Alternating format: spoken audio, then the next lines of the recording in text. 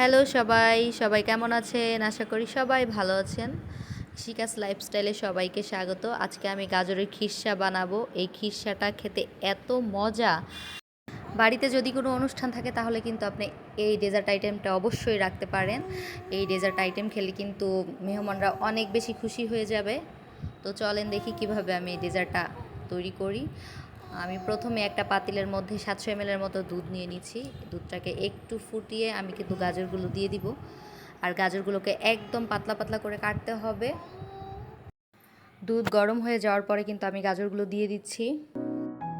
এখানে বড় সাইজের একটা গাজর নিয়েছিলাম। তো এখন আমি এই গাজরটাকে ভালো করে ফুটিয়ে নিব।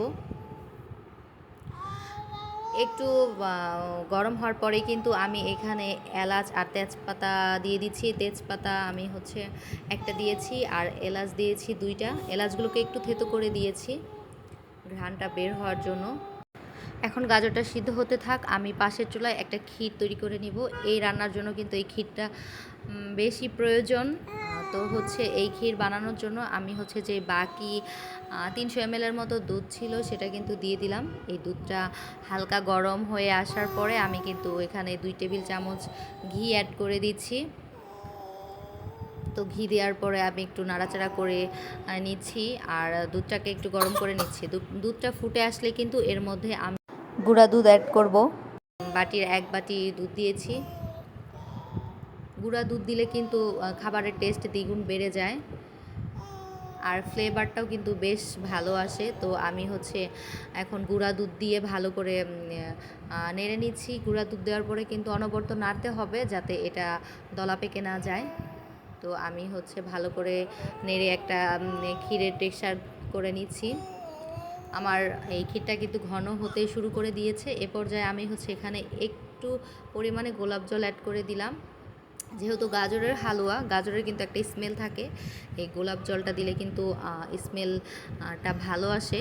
তো আমার ক্ষীরটা কিন্তু বানানো হয়ে গিয়েছে। এ পর্যায়ে আমি কিন্তু চুলাটা অফ করে দিব। চুলা অফ করে দিয়ে পাশে যে আমি গাজরটা সিদ্ধ হতে দিয়েছিলাম, এখন দেখব যে গাজরটা সিদ্ধ হয়েছে কিনা। এখন আমি চিনিটা অ্যাড করব। চিনিটা যার যার টেস্ট অনুযায়ী দিবেন। আর এই রান্নায় কিন্তু দুধ একদম শুকিয়ে ফেলতে হবে। এই জন্য আমি চিনি 2 টেবিল চামচ দিয়েছি আর খুবই সামান্য একটু লবণ দিয়ে দিলাম মিষ্টিটা ব্যালেন্স হওয়ার জন্য। তো এখন আমি দুধটাকে শুকিয়ে নিয়েছি আরও 5 মিনিটের মতো রান্না করে। এই তো আমার রান্নাটা কিন্তু অলমোস্ট হয়ে গিয়েছে। এখনও যারা আমার চ্যানেলটিকে সাবস্ক্রাইব করেননি অবশ্যই সাবস্ক্রাইব করে পাশেই থাকবেন।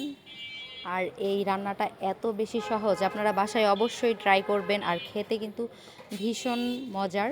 তো আমি আরও 1 চামচ ঘি অ্যাড করে দিলাম। মুখে দেওয়া মাত্রই কিন্তু একদম মিলিয়ে যায়।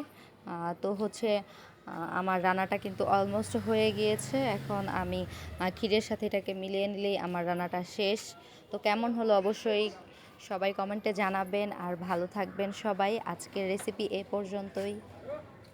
ভিডিওটা দেখার জন্য সবাইকে অসংখ্য ধন্যবাদ। খুব তাড়াতাড়ি আরেকটা ভিডিও নিয়ে চলে আসবো।